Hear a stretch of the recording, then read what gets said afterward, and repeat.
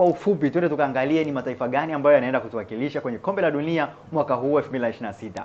Kwani tayari mkeka umekamilika. Kwanza kabisa tunaye Morocco. Hawa ni wabeba maono wa Afrika. Ni moja kati ya timu kutoka Afrika yenye mafanikio makubwa kwenye kombe la dunia lililopita, kufika hadi nusu finali. Pia tunaye Senegal kwa kujivunia kabisa, timu yenye vijana wenye nguvu kubwa na wenye mwamko wa kutosha, washindi wa AFCON mwaka huu. Tunaye pia Egypt, huyu ni mzoefu wa mashindano na mkongwe kwenye kombe la dunia. Lakini pia tunaye Ghana, kizazi kipya kisicho na hofu. Njia ya mafanikio inaonekana waziwazi. Tunaye Ivory Coast, mchanganyiko wa nguvu na ubora, depth ya kweli ya Afrika, sehemu ambapo mpira umetulia. Tunaye Algeria, huyu anajulikana kwa ubunifu na ufundi, udambu wa mpira.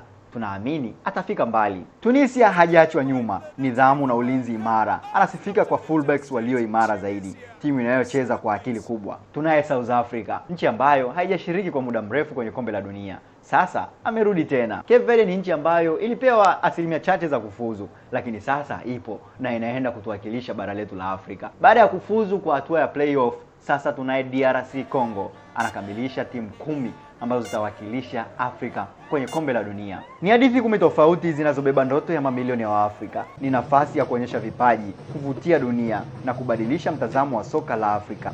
Mwaka 2026 Afrika haitakuja kushiriki tu, itakuja kupigania heshima. Ni sauti ya bara linaloinuka kila mahali.